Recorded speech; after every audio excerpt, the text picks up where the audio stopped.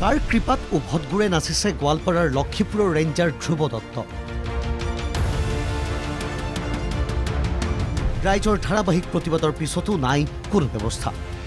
NKTVত প্ৰকাশ পাইছে ৰেঞ্জাৰ ধ্ৰুৱ দত্তৰ ভাইৰেল ভিডিঅ'ত চোৰাংকাত বেপাৰীক নিজেই টিপছ দিছে ৰেঞ্জাৰে। চলিছে টকাৰ দৰদাম, কিদৰে কাঠ ফালিব লাগে সেই পৰামৰ্শও দিছে বনদস্যুৰূপী ৰেঞ্জাৰে। মই আহেতক কৈছোঁ মানটো কমাই ৰাখিবি, ফালিবি পঠাবি যদি কাইলৈ মিল বন্ধ কৰিবলগীয়া হয় ই একেদিনাই মাল শেষ নকৰাই দিব পাৰিব নোৱাৰে।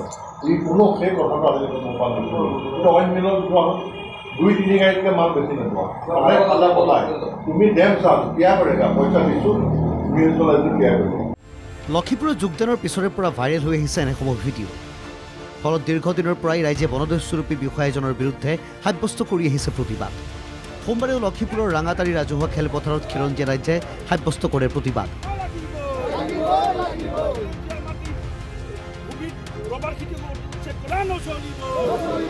বন বিষয়াগৰাকীৰ বিৰুদ্ধে শ লোক ওলাই আহি খেদুই খেদ ধ্ৰুৱ দত্তক খেদ ধ্বনিৰে পৰিৱেশ উত্তাল কৰি তোলে।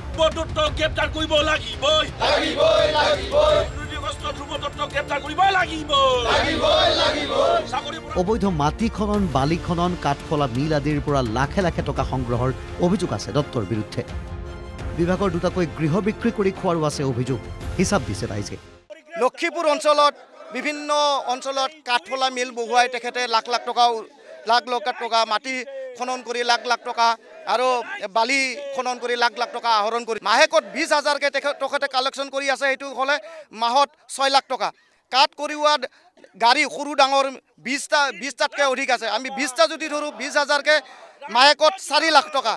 আকৌ বালি উঠোৱা যিটো যন্ত্ৰ তাত 20-25টাতকৈ বেছি আছে। যদি আমি 20টাও ধৰোঁ 20,000কে মাহিলী 4 লাখ টকা। উল্লেখ্য যে এবছৰ পূৰ্বে জিলাখনৰ লক্ষীপুৰ আঞ্চলিক বন বিষয়াৰ কাৰ্যালয়ৰ অন্তৰ্গত কুমাৰখালী সংৰক্ষিত বনাঞ্চলত বন বিভাগে উচ্ছেদ চলাই আহিছে আৰু বনাঞ্চলটোৰ প্ৰায় 70 হেক্টৰ ভূমি বেদখলমুক্ত কৰিছে। উচ্ছেদ কৰা হৈছিল 1553টা পৰিয়াল।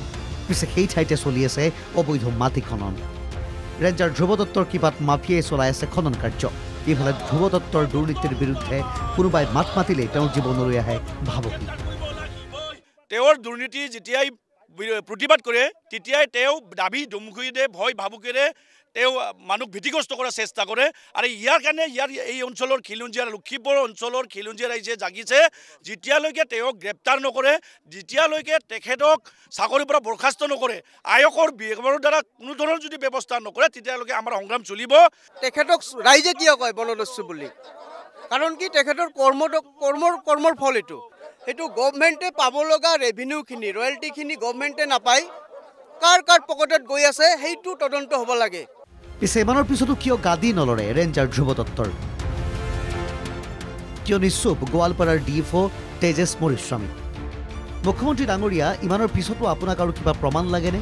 যদি এনে দুৰ্নীতিগ্ৰস্ত বিষয়াৰ বিৰুদ্ধে চৰকাৰে কঠোৰ ব্যৱস্থা নলয় তেন্তে ৰাইজে বিশ্বাস কৰিব কাক? তদন্ত কৰিব লাগিব।